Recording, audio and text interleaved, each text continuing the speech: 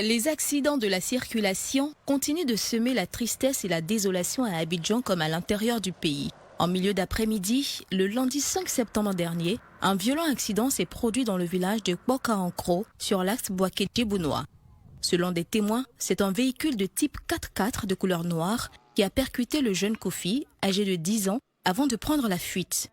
L'enfant a trouvé la mort alors qu'il revenait des champs en compagnie de sa grand-mère. Notre reporter sur place s'est rendu dans la famille du défunt où étaient réunis parents, chefs et habitants du village, ainsi que des émissaires des auteurs de l'accident. Mais ces tentatives pour recueillir des propos ont essuyé un refus.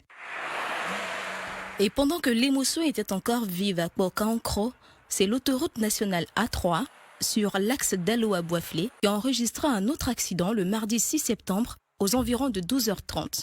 Un autobus d'une compagnie de transport en commun, en provenance de Mans, a terminé son voyage dans un ravin à 6 km de Daloa, dans le campement de Mbaya-Kofikro, après avoir trimballé ses passagers sur plus de 100 mètres.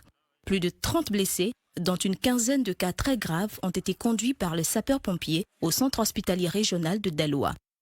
Il s'agissait d'une sortie de route d'un car de la compagnie ST.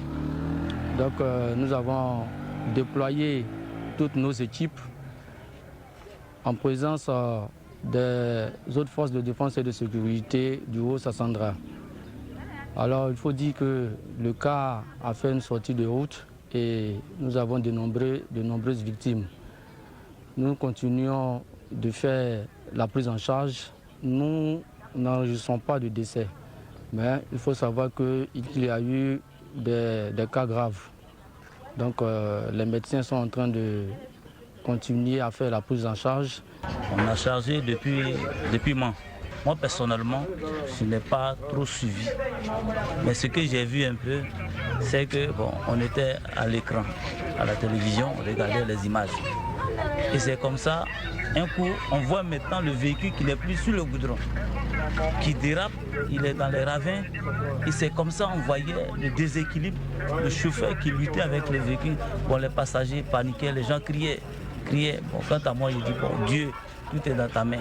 Et c'est comme ça, le véhicule partait. Puis tout d'un coup, il nous a renversés.